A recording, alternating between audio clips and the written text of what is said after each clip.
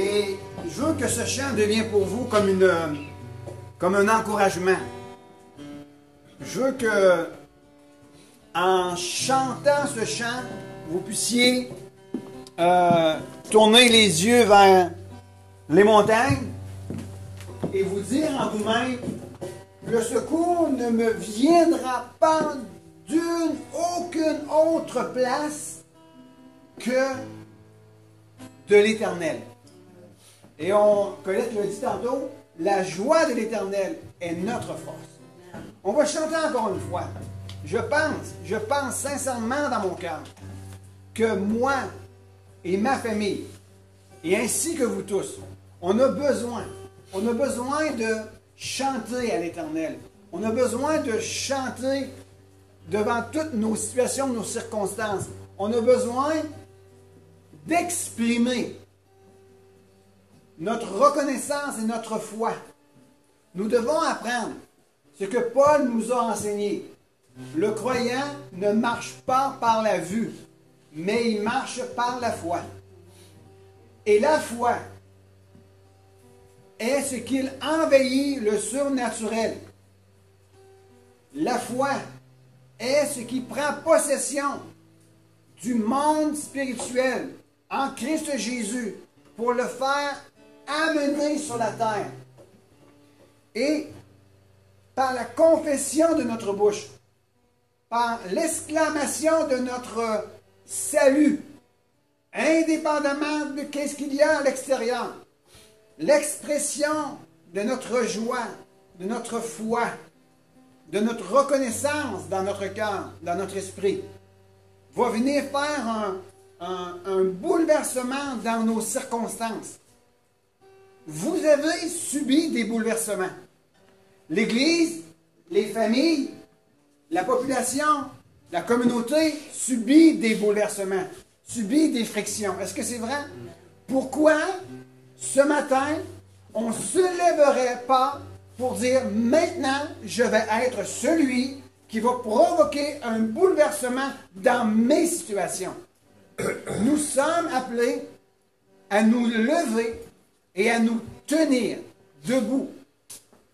Et nous sommes appelés à proclamer la parole de Dieu devant toute situation, devant toute circonstance. Nous ne sommes pas appelés à subir. Si nous sommes appelés à subir, ce n'est simplement une seule chose que nous devons subir dans notre vie. Et c'est l'œuvre de la croix de Christ dans ma vie. Je dois subir la puissance de la croix de Dieu dans ma vie. Non pas les situations, les circonstances de ce monde en péril.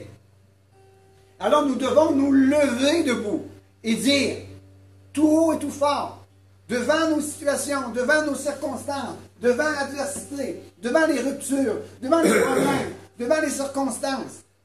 D'ailleurs, n'est-ce pas ce que Marc 11 nous dit?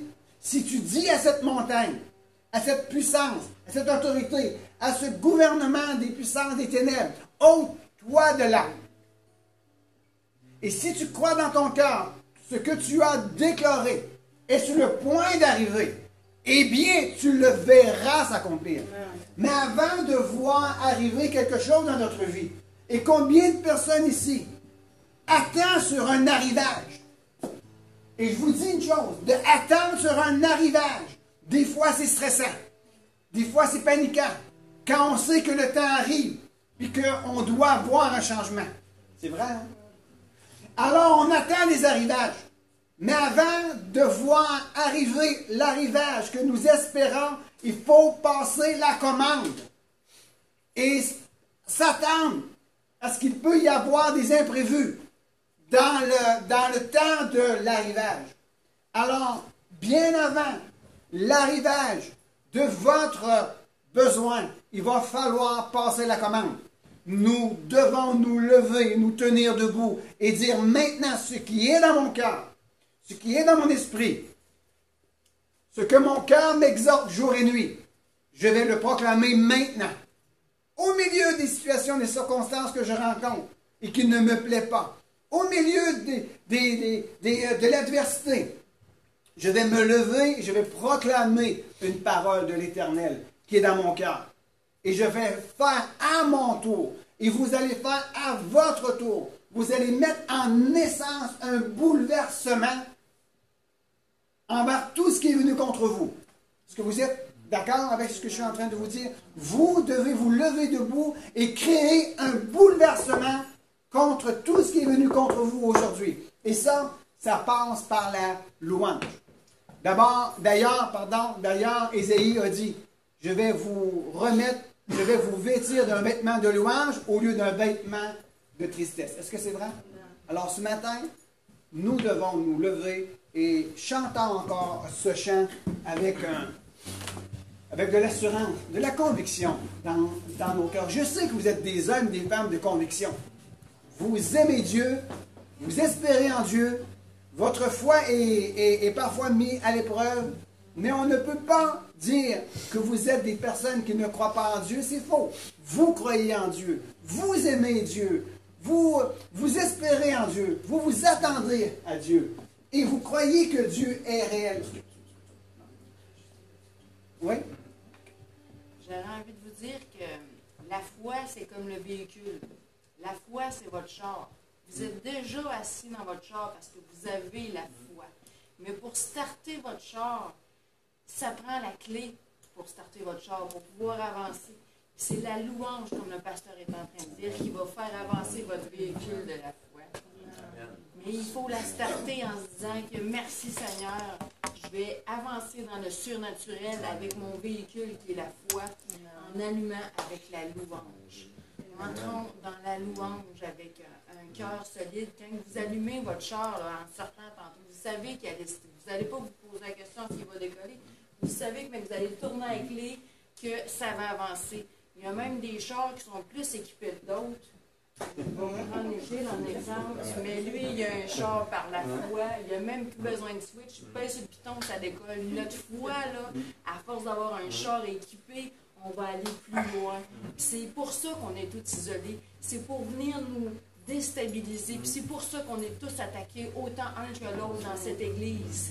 Mais on a les clés du surnaturel pour faire décoller les chars, même les chars qui manquent de gaz.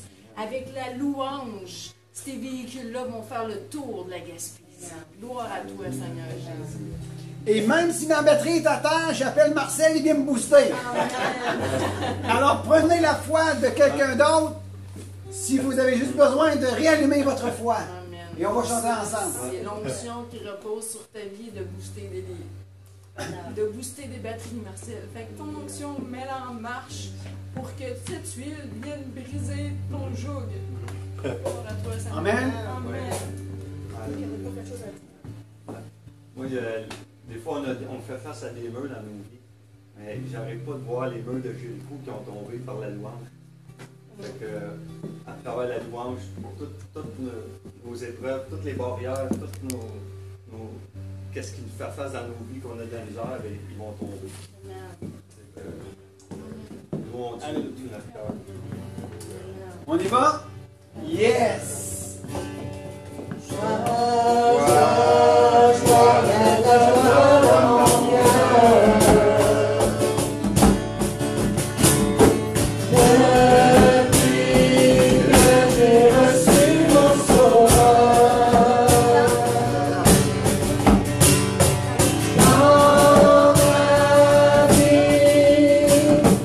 Jésus a séché mes yeux.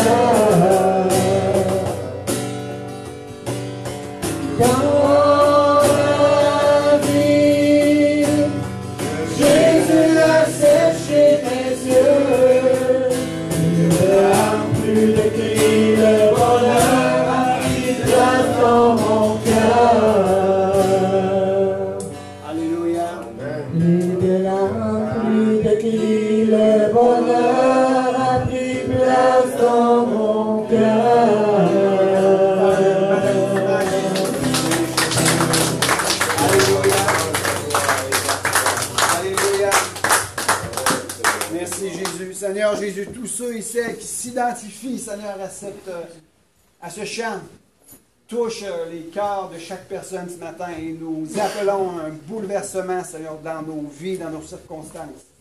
Et tout pour ta gloire, Jésus, tout pour ton honneur, Seigneur. Alléluia. Ce chant que nous venons de chanter, c'est un chant qu'un de mes frères a composé. Et je vais l'appeler ce soir et je vais lui dire, ouvre mon Facebook, regarde, on t'a fait un clin d'œil ce matin et que Dieu puisse combler ta vie. Amen. Dieu est merveilleux. Tous ceux et celles qui nous regardent sur Facebook à l'heure actuelle, ils nous écrivent. Soyez bénis, soyez comblés par la présence de Dieu. Dieu est un Dieu vraiment extraordinaire. Ce matin, j'ai des choses à vous parler. Je pense que le message que je vous apporterai, c'est un message que l'Église, et je veux oser dire, l'Église au Québec a besoin d'entendre. Et je sais, je parle par la foi, je sais que je vais sillonner les routes du Québec. Amen. Pour apporter espoir et courage dans les vies des gens. Pourquoi je dis cela? Parce que je sais que mon Dieu est fidèle. Je sais que mon Dieu est fidèle. Je vais commencer immédiatement. Je vais vous faire, avant toute chose, un résumé de la semaine passée. La semaine passée, on a partagé beaucoup de choses. Ceux et celles qui veulent avoir les notes de ma prédication de la semaine passée et les notes de cette semaine, je vous les envoie. D'ailleurs, ceux et celles qui sont intéressés à recevoir mes notes semaine après semaine, vous me laissez savoir et je vous les envoie. Et il n'y a pas de droit d'auteur dessus. Les droits d'auteur appartiennent à Jésus. Et Jésus vous aime et il veut partager tout. Amen. Et ceux et celles qui veulent réentendre la prédication, je vous y invite encore une fois. Créez-vous un Facebook, puis sélectionnez vos amis, cherchez-moi comme ami et vous allez pouvoir me regarder sur Facebook. Au moins, écoutez les prédications que nous envoyons sur Facebook. Et il y a d'excellentes prédications aussi. Alors, je vais commencer. La semaine passée, j'ai parlé sur un événement marquant qui a changé le cours de l'histoire. Bien que pour l'humanité, cela fut tragique, et c'est encore tragique, mais Dieu avait prévu la situation. 1 Pierre 1, 17 à 21 et 1 Jean 2, 2 nous expliquaient que bien avant la fondation du monde, Dieu avait déjà donné la solution. Les solutions ne viennent pas après les problèmes. Les problèmes peuvent naître, mais les solutions ont toujours existé. Et les solutions sont toujours là. Les solutions ne naissent pas. Les difficultés peuvent naître, non pas les solutions. Les solutions ont toujours été là. Alors, j'ai parlé que Dieu était vérité et réalité. Ce matin, on va parler que l'Église a aussi une réalité et une vérité à vivre et à connaître. Dieu ne craint rien. Dieu est souverain. Et il ne désire rien cacher. Il ne désire rien cacher. Il désire révéler toutes choses. C'est notre devoir et notre responsabilité d'aller connaître la vérité et d'aller chercher la révélation. Dans Matthieu 11, 25-26, ça dit « Ô Père », Jésus parlait, « Ô Père, je te loue. Ô Père, Seigneur de la terre et des cieux, je te loue d'avoir caché ces choses aux sages et aux intelligents de ce monde, mais que tu les as révélées. » Ça dit « mais que tu les as révélées. » Nous servons un Dieu qui révèle toutes choses. À qui? À ses enfants. À qui? À ceux qui s'approchent de lui, par Jésus-Christ. Et dans le contexte, j'ouvre une parenthèse, dans le contexte, Jésus dit ceci. personne ne connaît le Père si ce n'est le Fils. Et personne ne connaît le Fils si ce n'est que le Père. Est-ce que c'est vrai? Et le Fils veut révéler le Père, et c'est le Fils qui révèle le Père à qui il veut. Est-ce que c'est vrai? Après ça, c'est dit, vous qui êtes fatigués et chargés, approchez-vous de moi. Prenez sur vous mon joug qui est doux et léger. Et attendez mes instructions. Est-ce que c'est vrai? Attendre les instructions de Dieu, attendre, les instructions de Jésus-Christ lorsqu'on s'approche du Père, lorsqu'on s'approche de Jésus. Je suis mêlé à matin. On reprend. Lorsqu'on s'approche de Jésus pour recevoir les instructions de lui, ce que Jésus veut nous révéler, c'est le cœur du Père. Et lorsqu'on connaît le cœur du Père, on connaît tout. On connaît tout. La révélation du cœur du Père passe à travers notre intimité avec Jésus-Christ. Et lorsqu'on connaît le cœur du Père, c'est suffisant. C'est suffisant. Parce que c'est la source de toute chose. Un des problèmes des chrétiens aujourd'hui, un des problèmes que nous pouvons rencontrer dans nos vies, c'est qu'on ne connaît pas assez notre identité en Christ. Et on ne connaît pas assez notre Père. Et c'est pour ça qu'on tombe dans des jours pesants et on est épuisé. Mais Jésus dit, approchez-vous. Moi, je connais le Père. Et moi, je veux vous révéler le Père. Et ça, c'est suffisant. Parce que c'est la source de toute chose. Est-ce que vous me suivez encore? On va continuer. Notre responsabilité, c'est de recevoir la révélation. Parce que le Père ne cache rien. Et la semaine passée, on a parlé de ces choses. Que Dieu ne cache rien à ses enfants. On a parlé que dans Genèse 2, versets 7 à 9, que Dieu avait créé l'homme, créé Adam. Il avait créé un jardin qu'il avait mis au milieu d'Éden. On avait parlé par rapport à ça. Et que Dieu avait créé des arbres. Et dans le jardin, on n'en parle que de deux seulement. L'arbre de la vie et l'arbre de la connaissance du bien et du mal. Vous vous rappelez de ces choses? Oui. Allez ici un petit peu plus loin.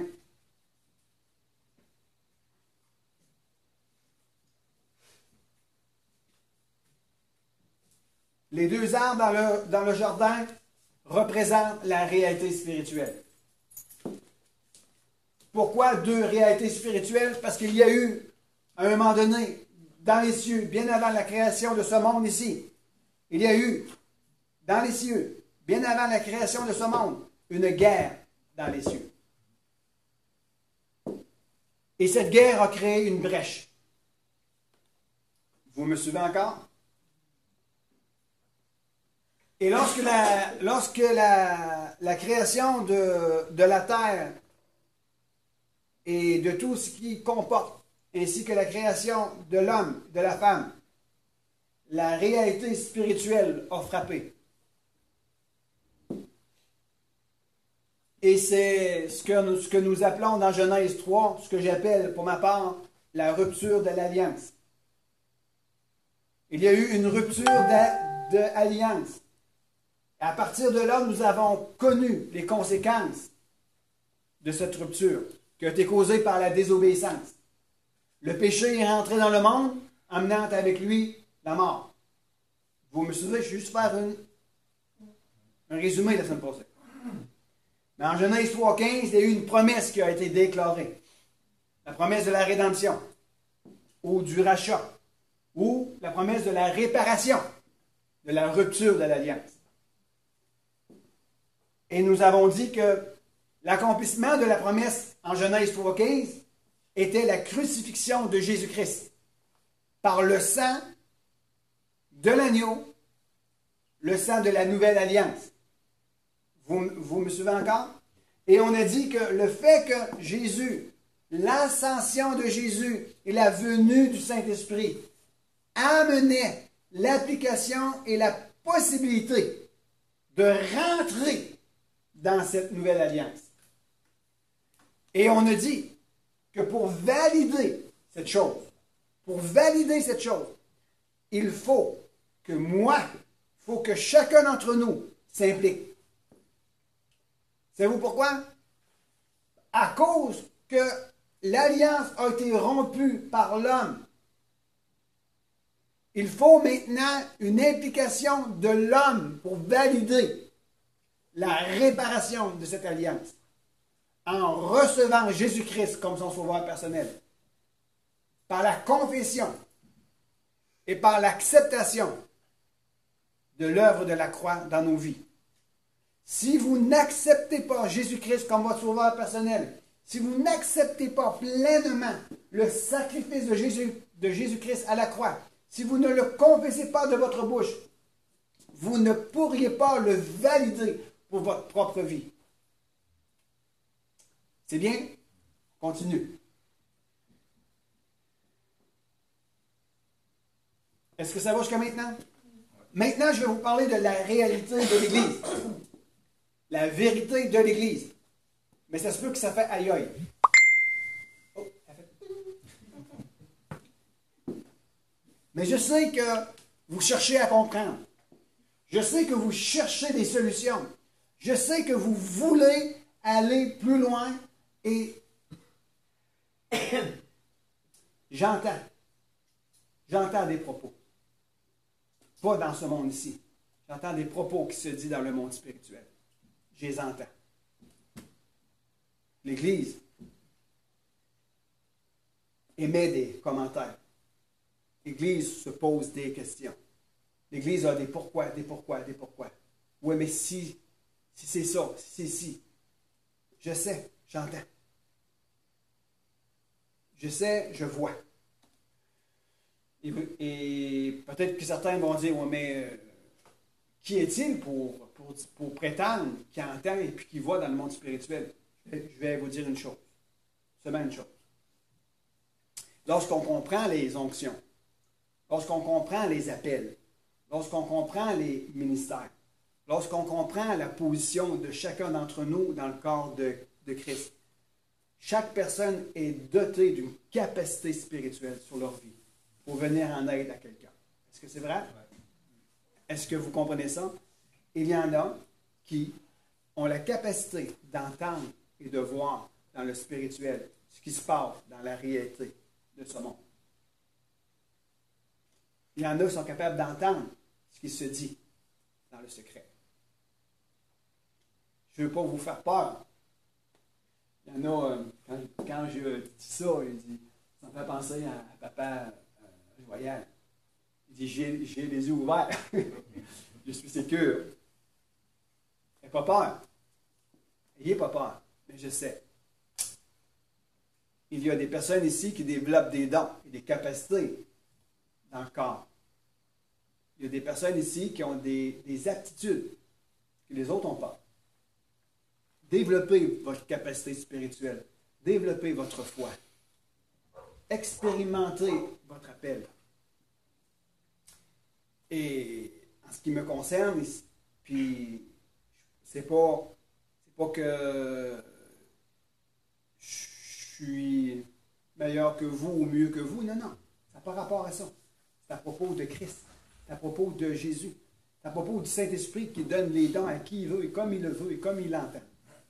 Et je sais, j'entends, je vois des choses.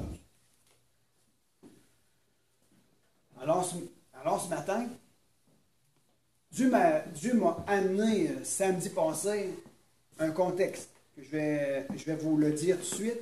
Ézéchiel 22, verset 30. Et je vais le mettre en comparaison avec l'enseignement que j'ai partagé la semaine passée. avec Genèse 2, versets 7 à 9.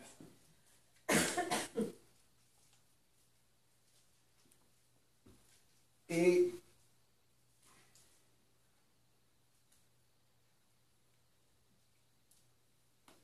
OK. Je vais le dire de cette façon-là. Est-ce que vous attendez des propos tels que voici? Si Dieu est amour, pourquoi que Dieu permet ça? Si Jésus est vraiment mort sur la croix, ouais, pourquoi? Si Dieu aimait tellement Jésus, pourquoi qu'il l'a laissé mourir sur la croix? Pourquoi Jésus devait-il souffrir? On sait bien, on sait bien. Si Dieu serait vraiment concerné pour nous autres, il ne nous fera pas vivre ça. Est-ce que vous avez déjà entendu des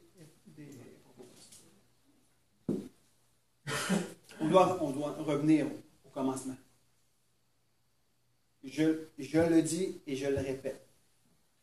Vous devriez, cette semaine, lire Genèse 1, 2 et 3. Lire Genèse 1, 2 et 3. Et je vous donne cette recommandation suivante. Laissez votre cœur ouvert. Demandez au Saint-Esprit de vous parler, tout en lisant Genèse 1, Genèse 2, Genèse 3. Ne cherchez pas à trop spiritualiser. Ne cherchez pas, en premier lieu, la révélation. Mais lisez-la comme l'histoire de la création de l'humanité. Et laissez simplement rentrer Genèse 1, 2 et 3. Et laissez le Saint-Esprit vous parler à propos d'eux.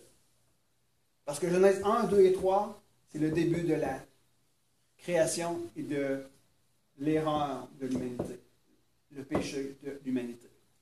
Et vous allez comprendre que lorsque l'Éternel a créé les cieux et la terre, qui a créé l'Éden, et qui a créé un jardin dans Éden, et qui a mis des arbres dans Éden, les connaissances du bien et du mal, mais l'arbre de la vie.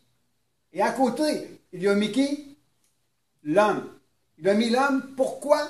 Pour veiller, cultiver et protéger le jardin.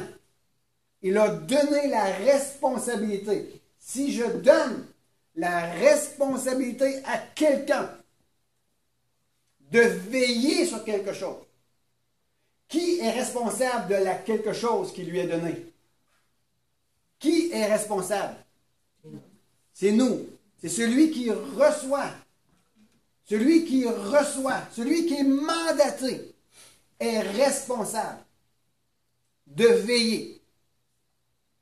Et s'il ne veille pas sur sa responsabilité et qui se laisse prendre cette responsabilité-là, qui est responsable? La personne qui a reçu cette responsabilité-là est responsable. Et s'il se fait prendre cette responsabilité-là, celui qui a pris ou qui l'a volé la responsabilité devient maintenant à charge de ce qui lui a été donné. Est-ce que c'est vrai? Est-ce que vous comprenez ça? C'est exactement ce qui s'est passé dans le Jardin d'Éden. Dieu avait donné une responsabilité à l'homme. Et l'homme a failli dans sa tâche.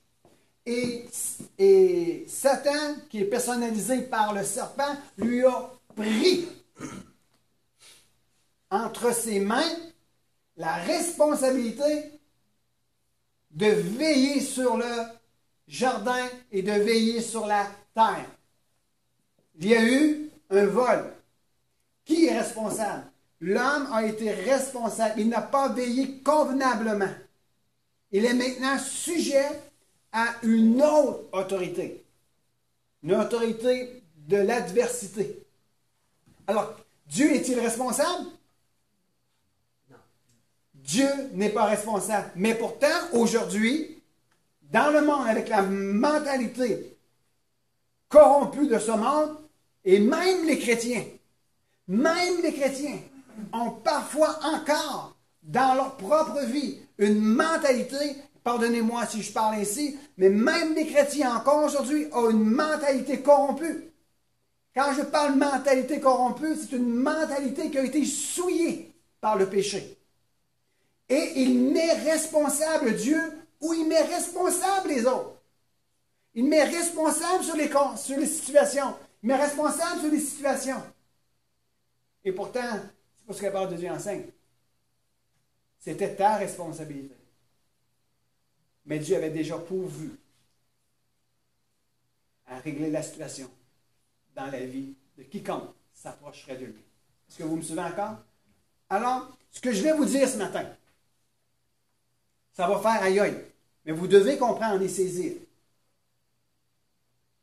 que Dieu n'est pas le responsable. La responsabilité nous revient à tous et à chacun. Et dans cette responsabilité-là, il nous a été donné une puissance par-dessus toute puissance. Il nous a été donné un esprit qui est plus puissant que l'esprit de ce monde. Le Saint-Esprit, l'onction qui habite en vous, pour être en mesure de vous tenir dans la responsabilité que Dieu vous a donnée et d'avoir de la victoire en toutes choses. Même si vous échouez, relevez-vous. Et si vous retombez, relevez-vous. Et si vous retombez, relevez-vous. Et c'est ces genres de personnes-là que Dieu recherche. La dernière armée ou les dernières personnes qui vont se tenir debout après avoir tombé, puis retombé, puis retombé, mais qui se sont relevées, c'est ces genres de personnes-là que Dieu cherche. Parce que Dieu sait que malgré tout, ils n'abandonneraient jamais parce qu'ils se sont relevés après avoir tombé. Et après avoir retombé, ils se sont relevés. Je ne bagaye pas ici. Là. Je suis en train juste de vous dire là, que malgré les difficultés que vous avez rencontrées, vous n'avez pas perdu espoir ni confiance. Vous avez eu des échecs, mais vous êtes relevés. Vous avez redressé les manches, vous avez continué. Et les temps dans lesquels on vient, dans les temps dans lesquels on se trouve, c'est ces genres de personnes, c'est ce genre de cœur, c'est ce genre de caractère que Dieu veut avoir. Et le temps viendra où Dieu va vous soutenir, il va vous laisser debout devant l'adversité et vous allez vaincre toute adversité qui vient contre vous. Parce que vous avez été exercé, non pas à tomber, mais à vous relever. Alors laissez-moi vous parler maintenant. Genèse 2 de 7 à 9, en comparaison à Ézéchiel 22, 30. Est-ce que vous êtes prêts? Je n'ai pas de Bible. Qui veut me lire Genèse 2, versets 7 et 9? Genèse 2, versets 7 et 9. Puis moi, je vais trouver Ézéchiel. OK?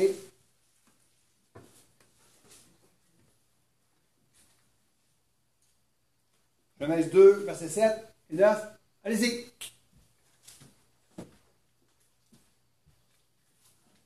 L'Éternel Dieu forma l'homme de la poussière de la terre. Il souffla dans ses narines un souffle de vie, et l'homme devint une âme vivante. Puis l'Éternel Dieu planta un jardin en Éden, du côté de l'Orient, et il y mit l'homme qu'il avait formé.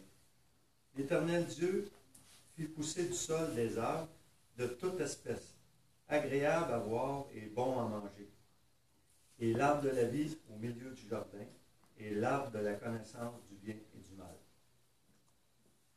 C'est bon, merci. Voyez-vous, je vais vous tirer un mot ici, juste un mot. Ceux qui veulent avoir une plus grande explication, allez à mon enseignement de la semaine passée. Mais je veux vous tirer un mot, le mot jardin. Le mot jardin en hébreu, c'est gen, qui vient du mot gena. Gena. Quelque chose comme ça. Gana. Et le mot Gen nous parle d'un jardin faisant allusion à un jardin placé sur un territoire où il y a un palais. Lorsqu'on parle de palais, on parle de royaume. Alors Dieu, venant sur la terre pour implanter un règne, son règne, il a placé un jardin dans ce palais, et dans le jardin, il y a mis l'homme. Pourquoi? Pour régner. Vous me suivez encore? Et quand on parle de jardin, aussi, on faisait allusion à un jardin délimité par une clôture. On appelle territoire. Dieu était tellement bon, tellement merveilleux, quand il a créé l'homme afin qu'il puisse travailler, coopérer avec lui pour l'établissement du royaume sur la terre. Il dit, je vais te donner un modèle. Je vais te mettre au milieu de quelque chose qui est déjà fait. Maintenant, continue à reproduire ce que tu vois. Je délimite un territoire qu'on appelle jardin. Maintenant, cultive-le, protège-le, veille sur ce jardin et élargis ses cordages.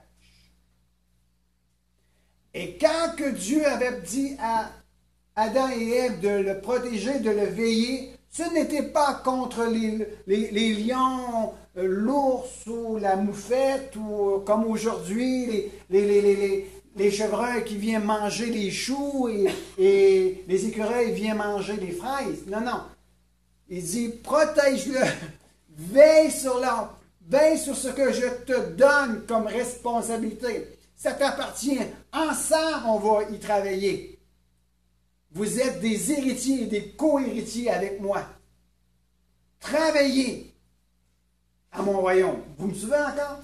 Il dit, veille, protège, surveille, travaille, parce qu'il y a une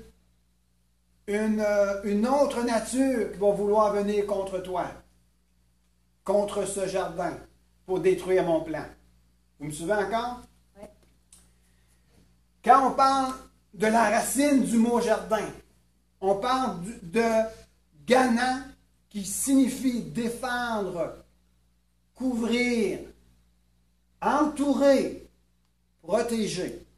Alors, la responsabilité première de l'homme, la première responsabilité d'un homme et d'une femme est de couvrir, défendre, entourer, protéger, aimer, veiller. Est-ce que vous me suivez encore? Maintenant, Ézéchiel 22, verset 30.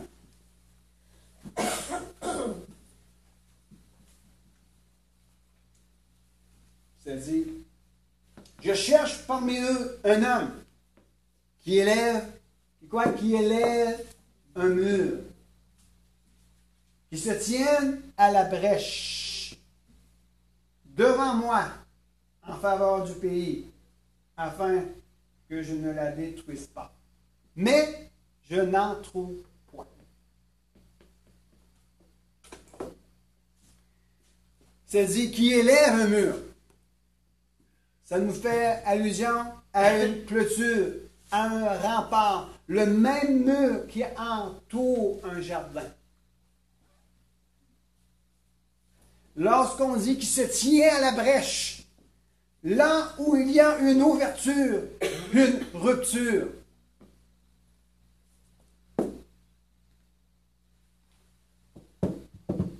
Rappelez-vous, je rentre dans Genèse 2, dans Genèse 3.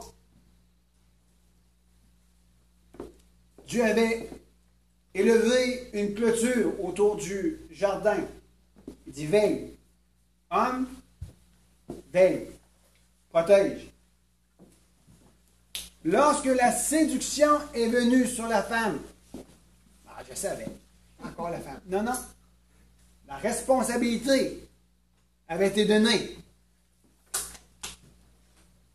l'homme, délibérément, par choix volontaire, a accepté de pécher. La femme a été séduite, mais l'homme, volontairement, a péché. Mais ça, c'est une longue histoire. Il y a un débat théologique par rapport à ça. Je ne rentrerai pas là-dedans. Ça me tenterait peut-être. Ça n'enlève pas la faute de la femme, ça n'enlève pas la faute de l'homme. Ça n'enlève pas la faute de l'homme, ça n'enlève pas la faute de la femme. Chacun a sa responsabilité. Chacun a sa responsabilité. Ce que je pourrais dire d'un manque de cœur consacré au Seigneur. C'est bon? Je referme mon information.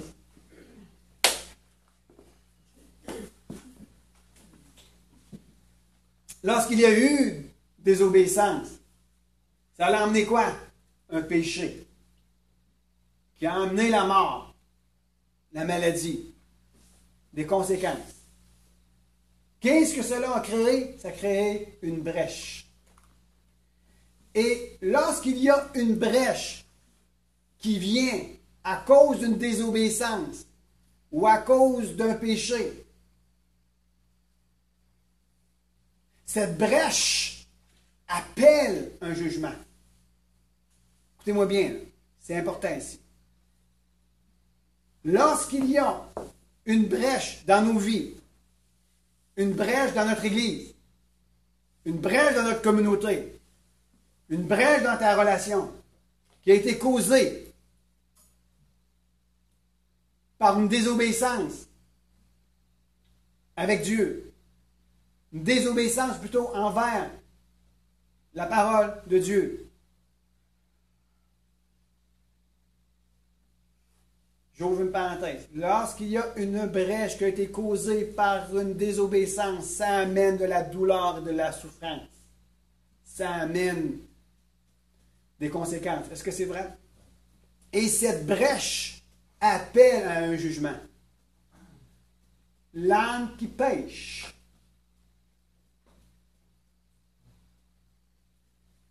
L'homme est privé de la gloire de Dieu à cause du péché. Je parlerai pas plus de la brèche. Je vais attendre que Colette, la semaine prochaine, ou probablement qu'elle nous parle de qu'est-ce que Dieu lui avait donné par rapport à la brèche, et je vais enchérir sur ça.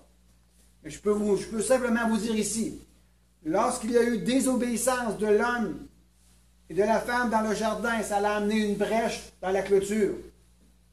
Et la brèche causée par une désobéissance appelle un jugement. Et est-ce qu'il y a eu un jugement? Il y a eu un jugement.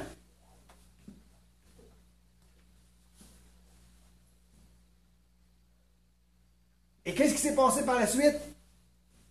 Dieu a tué un agneau et de la peau de l'agneau a créé des vêtements pour que l'homme et la femme soient cachés. Est-ce que c'est vrai encore une fois? Et cela, c'est un signe prophétique que Jésus allait venir mourir pour les péchés du monde.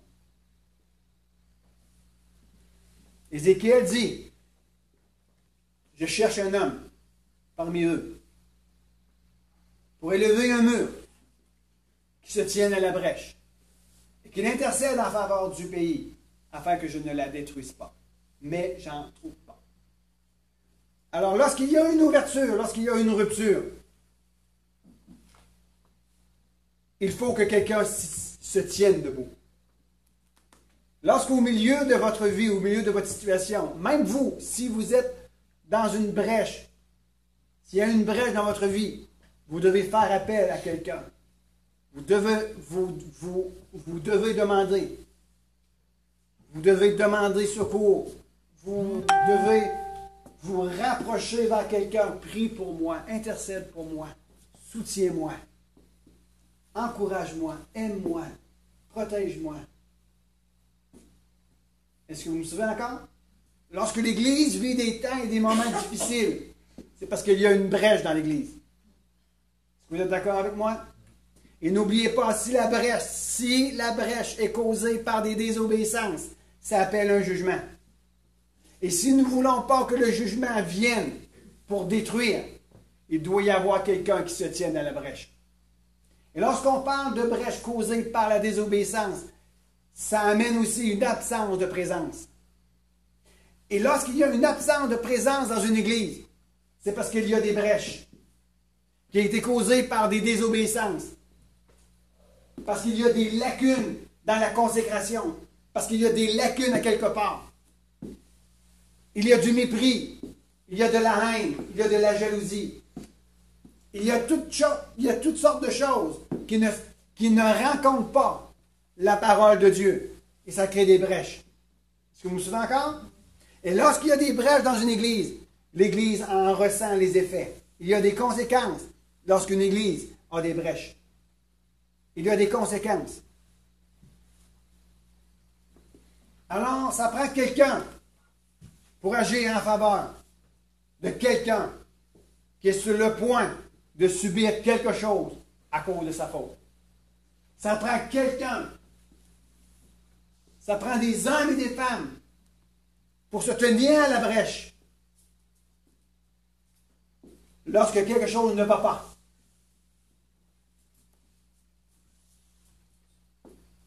Est-ce que ça va jusqu'à maintenant? Est-ce que vous me permettez de lire un commentaire biblique? Je vais vous donner des références et je vous y invite à lire pour vous démontrer ce que je suis en train de vous apporter. N'est pas quelque chose que je me suis levé un matin et par frustration, je vous lance quelque chose comme ça. Ce n'est pas mon style. Mon style, c'est que je présente à Dieu des situations, des circonstances et je laisse Dieu me donner ce qui doit être partagé. Ce que je vais vous dire ici, c'est la réalité et la vérité de l'Église. Je vais vous lire un texte, un commentaire sur le verset 30 d'Ézéchiel 20. Est-ce que ça va jusqu'à maintenant? Vous êtes bien? On prend une respiration. OK, c'est dit. Il y avait, dans le contexte d'Ézéchiel, il y avait une chose qui aurait encore pu sauver le peuple. C'est ce qu'il se trouva dans son sein quelques hommes de bien, capables d'intercéder pour lui, et qui fassent en quelque sorte de leur personne un mur pour fermer la brèche par laquelle allait se précipiter le jugement. Ces intercesseurs, sortis spontanément du peuple, Dieu les a entendus et même appelés, même demandés. Mais il n'a reçu aucune réponse. Mais, dira-t-on, Jérémie, Ézéchiel n'y était-il pas là? Dieu ne parle pas de ses représentants. Dieu ne parle pas de ses prophètes. Mais du sein du peuple lui-même, il aurait voulu entendre s'élever le cri de la supplication. Et précisément parce que rien de semblable ne se faisait entendre, il avait interdit aux prophètes d'intercéder encore pour ce peuple, si complètement endurci et mûr pour le jugement. Je vous donne des références ici. Comparez Ézéchiel 14, 12 à 21. Allez comparer Ézéchiel 14, 12 à 21. Une autre référence, Jérémie 7, 16. Jérémie 7, 16. Une autre référence, Jérémie 11, 14. Et pour l'image en général, je vous donne deux autres références. Ézéchiel 13, verset 5. Ézéchiel 13, verset 11. Et je terminerai par une histoire que vous connaissez tous.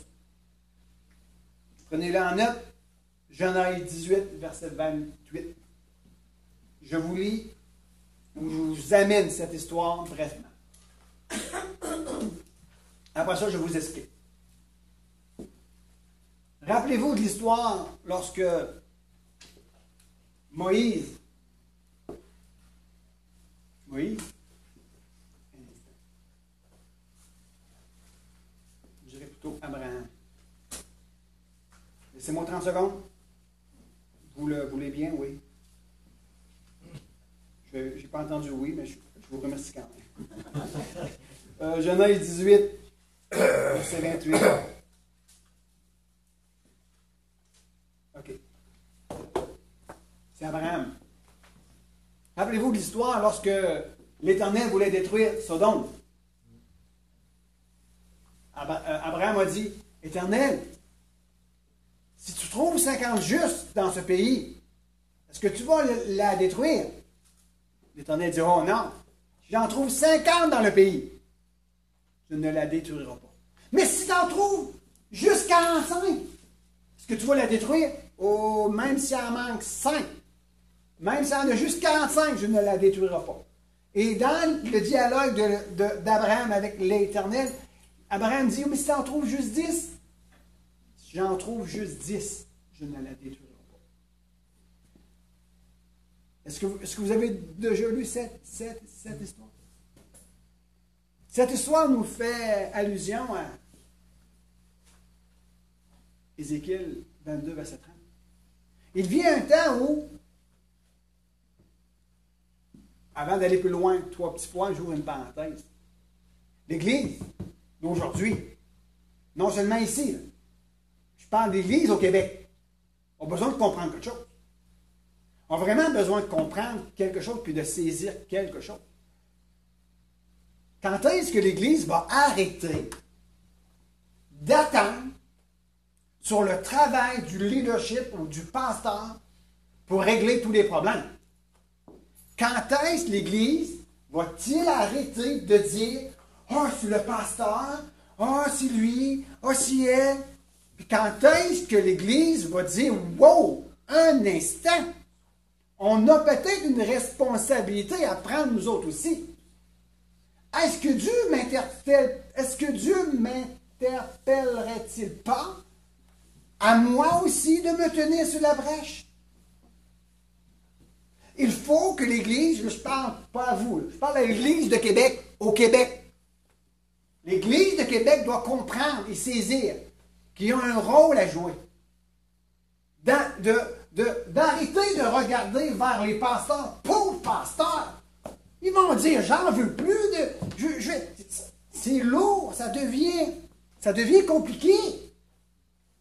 Pasteur, j'ai compassion pour vous. Femme de pasteur, je vous aime. C'est pas évident. Alors, l'Éternel dit par la bouche d'Ézéchiel, là, je veux plus que mes prophètes parlent. Taisez-vous. Je parle au peuple. Vous êtes dans une situation que si vous n'intercédez pas, si vous ne prenez pas la responsabilité, je vais intervenir moi-même. Parce qu'il y a une brèche qui appelle une destruction, je vais amener un jugement. Mais s'il y en a 5 au milieu du peuple, je retiens mon jugement. Mais l'Église se tourne souvent vers nous. Et on doit déjouer la ruse du diable. On doit déjouer les plans de l'ennemi. Et avoir un changement de mentalité et avoir la mentalité du royaume. Et allez lire les contextes que je vous ai donnés. Et l'Église doit dire, wow, un instant.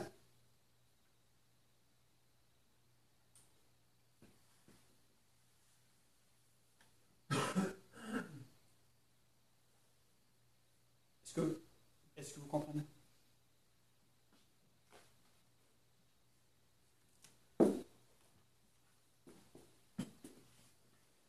Il faut que l'Église, il faut que nous, en tant qu'Église, le petit apport que vous amenez à l'Église,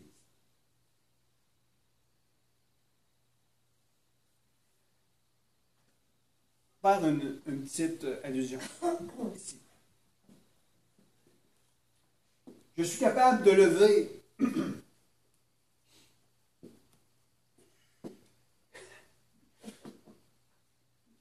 en toute honnêteté et réalité, je suis capable de lever 30 livres. Je ne peux pas lever plus à cause de mes épaules. À cause de cette épaule ici. Je ne peux pas. 30 livres. J'ai un poids de 200 livres. Je suis capable de lever 30 livres. J'étais avec mes enfants. Puis mes enfants sont plus forts que moi. Ils peuvent lever plus fort que moi. Ils sont raides. Okay. Admettons, on va mettre 500 livres. J'enlève 30. Et mes filles viennent. Harmonie vient. Serena vient. Mais leur capacité arrive à 495 livres au bout du bras. Il manque 5 livres. Et il y a toi, tu es capable de lever 6 livres. Mais parce que tu es juste capable de lever 6 livres à comparer à moi, tu te sens insignifiant, pas utile, pas beaucoup de capacité. Je suis qui, moi, pour faire la différence? Tu es celle que j'ai besoin. Tu es celui que j'ai besoin. Et ton apport, ta contribution, vient faire toute la différence. Est-ce que vous voyez l'image? Est-ce que vous voyez cette image-là? Que ton aide secourt et sauve une famille. Ton aide, le petit peu plus que tu amènes, je dirais plutôt ce que tu amènes, si petit ça peut être, vient sauver une famille. Est-ce que vous comprenez? Alors, dans Ézéchiel 22, verset 30, Dieu lançait non pas un appel à ses responsables, mais il lançait un appel au cœur même de l'Église, au cœur même de son peuple. Et je vous le dis à vous qui êtes ici, je ne le dis pas aux autres églises au Québec, je le dis à vous ici. Si on ne se prend pas en main en tant qu'Église, dans vos maisons, dans là où vous êtes, je vais vous dire une chose. On va subir encore une influence négative. Et on ne pourrait pas renverser par la foi l'adversité. Mais aller un petit peu plus loin. Est-ce que vous me permettez d'aller un petit peu plus loin? Je vais terminer sur quelque chose. Dans le psaume 87. Je termine avec une chose ici. Il y a beaucoup de choses à partager, mais je veux vous donner simplement l'essentiel. Le psaume 87. Psaume 87. 87. Je vais lire au verset 1. Des fils de Corée, psaume cantique. Elle est fondée sur les montagnes saintes. Sur les montagnes saintes. L'Éternel aime les portes de Sion, plus que tous les demeures de Jacob. Des choses glorieuses ont été dites sur toi, ville de Dieu. Pause. On va attendre jusqu'à 2 ans. Prends une pause. Ah non. Je proclame l'Égypte et Babylone parmi ceux qui me connaissent. Voici le pays des Philistins. Tyr avec l'Éthiopie. C'est dans Sion qu'ils sont nés. C'est dans Sion qu'ils sont nés. Et de Sion, il est dit, tous y sont nés. Et c'est le Très-Haut qui l'a fermé. L'Éternel compte en écrivant les peuples qui sont là. Je le reprends. L'Éternel compte en inscrivant les peuples. C'est là qu'ils sont nés. Oh. Et qui chantent et ceux qui dansent s'écrient. Toutes mes sources sont en toi. Je vais juste vous... Oh, Hébreux 12, 22. Prenez-le en note, OK? Hébreux 12, 22.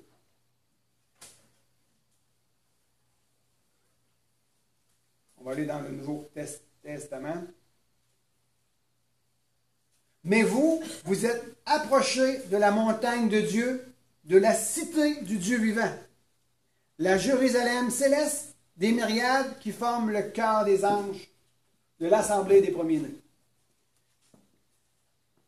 Maintenant, je vais vous dire ceci.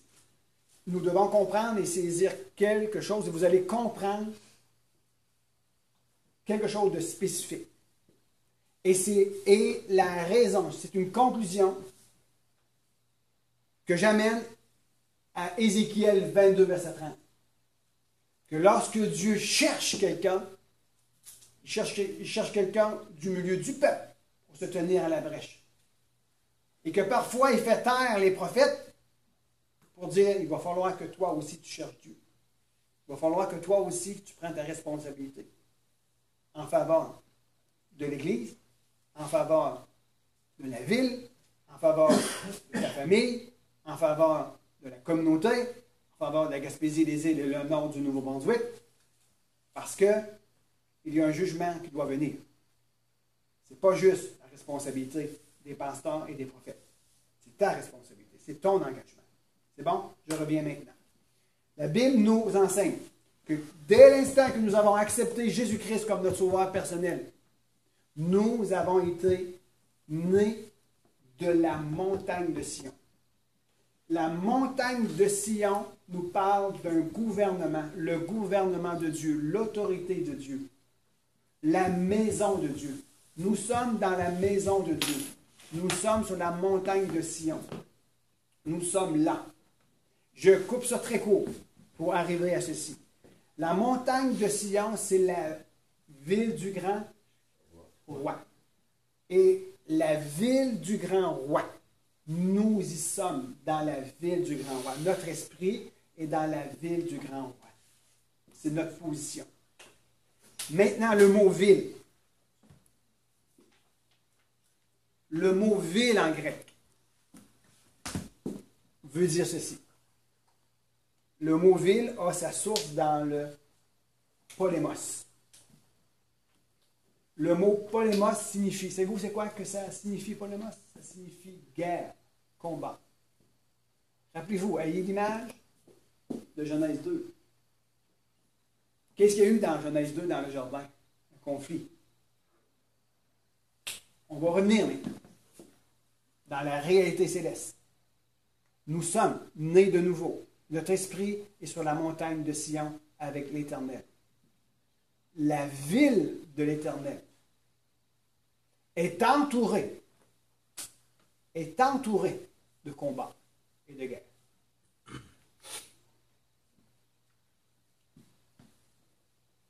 Est-ce que vous sentez parfois, quand vous vous levez un matin, vous vous sentez perturbé? Pas bien? Émotionnellement, ça va tout croche? Hein? Est-ce que des fois, vous vous levez le matin, il y a de la joie? Ah, merci Seigneur. Et que tout va bien? Et donc, à un moment donné, tout va mal? Il faut que vous compreniez quelque chose. Vous avez un corps. Vous n'êtes pas toujours... Vous êtes plus beau que moi, ça c'est sûr. Vous avez un corps. Vous avez une manière de penser, donc une âme. Et vous avez un esprit. Et votre esprit est sur la montagne de Sion. Et elle ressent tout ce qui se passe dans les lieux célestes. Elle subit l'atmosphère céleste. Elle subit l'atmosphère céleste.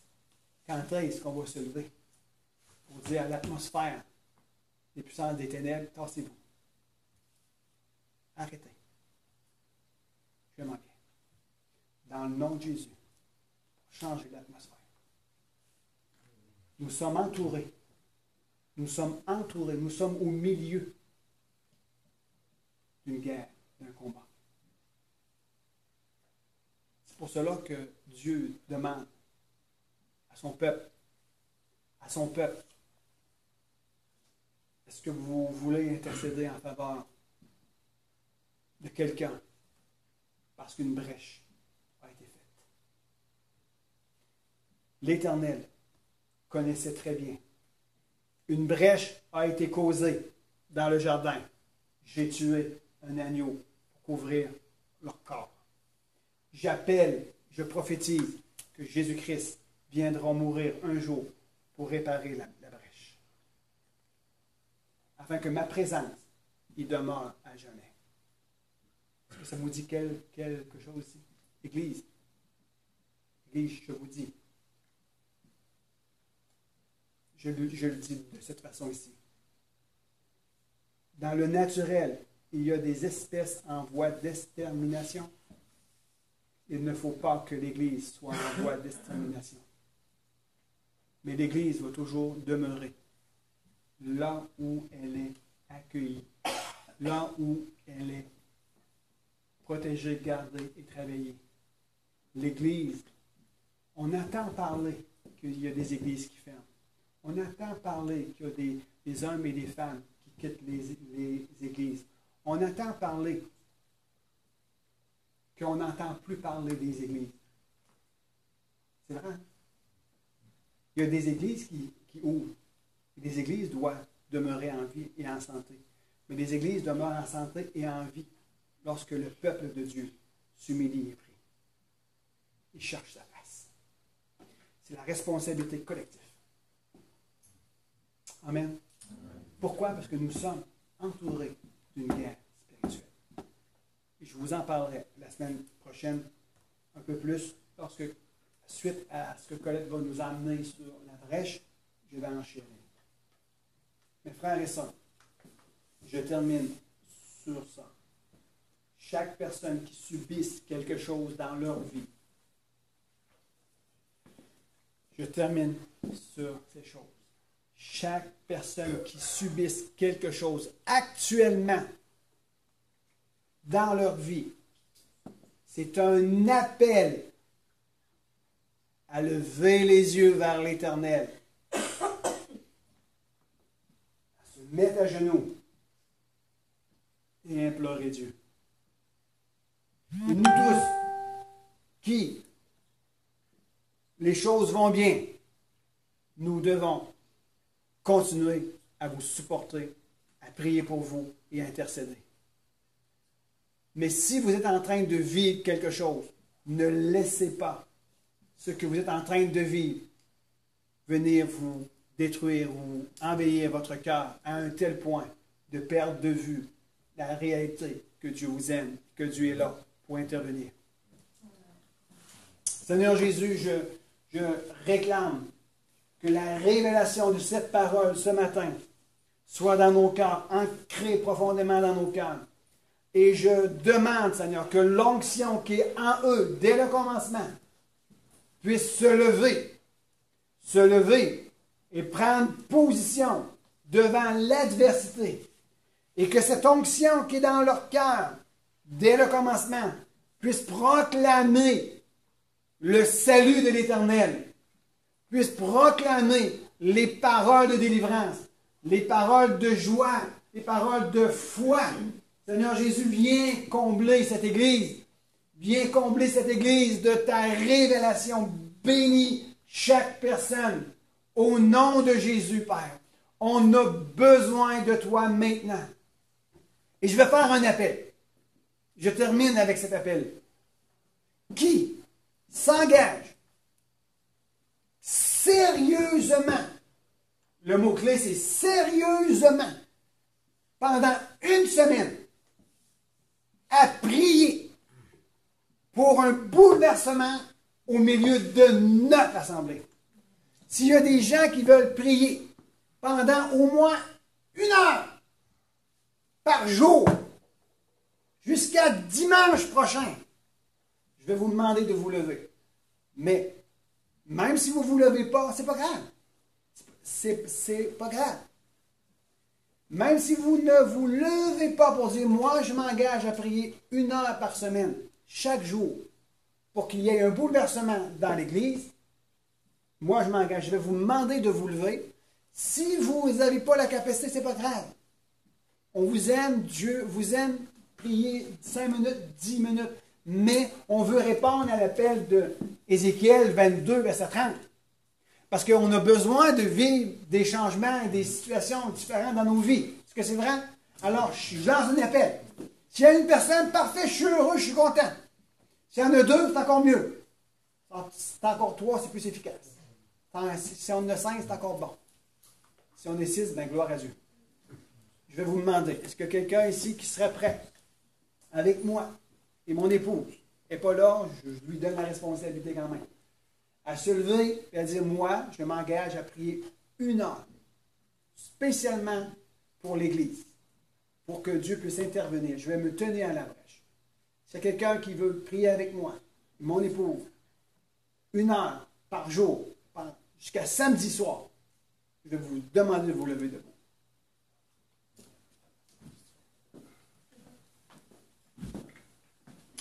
Alors, Seigneur Jésus, chaque personne se sont levées pour s'accorder avec nous, pour prier pendant 1 heure, chaque jour, jusqu'à samedi, en vue de voir un bouleversement contre les bouleversements de la vie.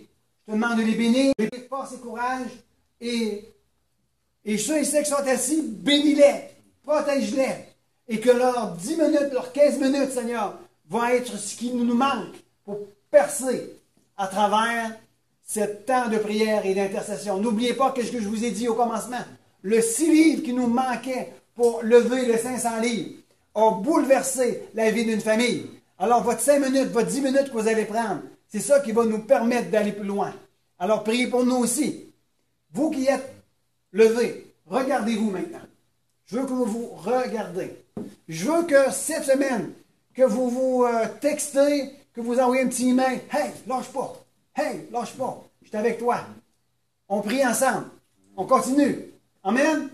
Exhortez-vous les uns les autres dans le nom de Jésus-Christ. Et vous qui êtes assis, si vous avez à cœur de nous téléphoner, de nous envoyer un petit mot, ça fait toujours plaisir. Amen. Que Dieu vous bénisse abondamment. Alléluia. Et vous qui nous êtes en train de nous regarder sur Facebook, peut-être qu'il y a des gens qui veulent prier avec nous pendant 1 heure. Faites-nous signe. Envoyez-moi un message en privé et on va s'unir ensemble. Que Dieu vous bénisse.